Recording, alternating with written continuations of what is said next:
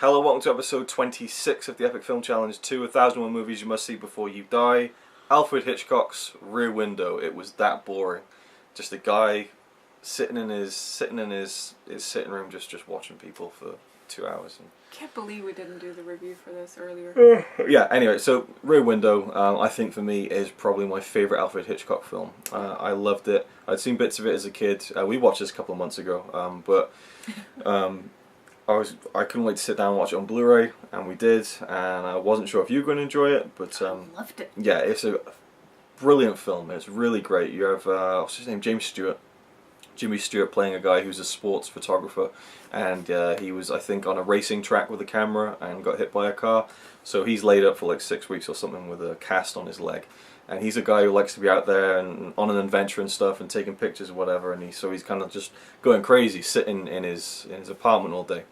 But his apartment overlooks kind of this area where you see the back of another building, and then other buildings on the left and right. And you see some of the people in the left and right buildings, but it's mainly the people on the building opposite. And you can see into their windows. You can see, and he kind of starts looking at them and kind of, you know, wasting away his day by kind of, you know, naming them, like, oh, there's Miss Lonely Hearts, you know, the woman who has dates over and stuff, and it never goes well, and he's looking at these people and seeing them interact and stuff, and becomes kind of a peeping Tom in a way. But he's just casually looking at his, you know, his neighbours. As the film progresses, he starts to notice things in the opposite building that are starting to perturb him somewhat, and he wonders if something untoward is going on over there.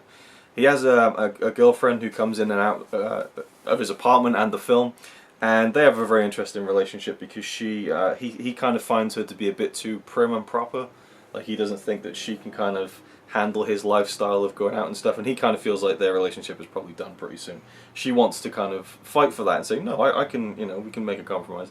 So I like their relationship. It had an interesting thing going on between them, and as he becomes more and more potentially paranoid with what's going on around his neighborhood, you know, out of his window, she kind of gets involved, and the whole film takes place in his apartment room, right?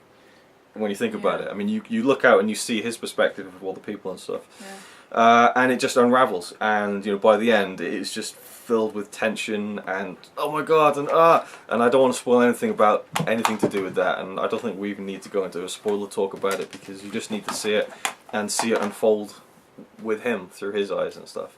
I love the way it looks. I mean, it's very, you can tell it's a big, I mean, it's a huge set, right? It's really impressive how big the set is. There's a great shot that just shows you everything. It's like, holy shit, and you're seeing all these actors everywhere, and just the coordination of that.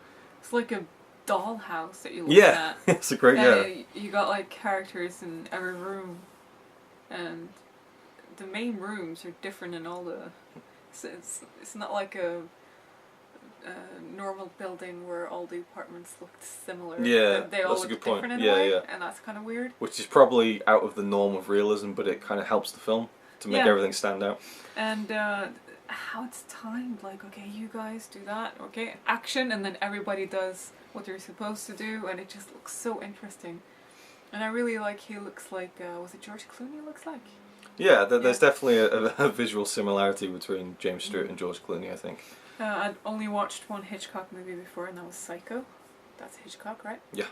And I think I have to watch that one again. Yeah, because I kind of have more of an open mind now. Yeah, we'll watch that again. We have to review it this day. There's no way it's not in the book, for sure. But I think this one is, even if I watch Psycho again, I'm pretty sure this one is way above this one. I didn't even watch a trailer first, I think. Yeah.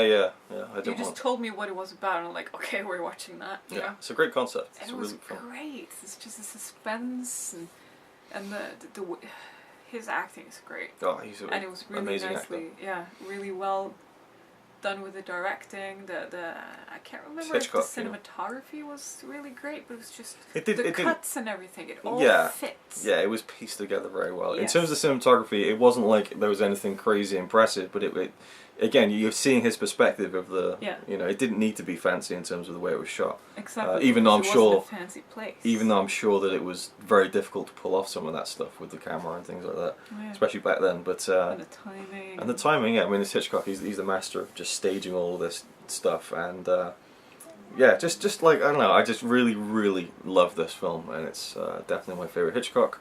And it's in the book. Yeah. Huh. And is it a... What, were you surprised by that? I just don't remember seeing it in the book. Yeah. But I'm not surprised because it's definitely I'm a now movie you I'm have now to watch I'm now before you questioning die. I'm now questioning whether it's in the book. That'd be funny. I'll just post this as a review anyway.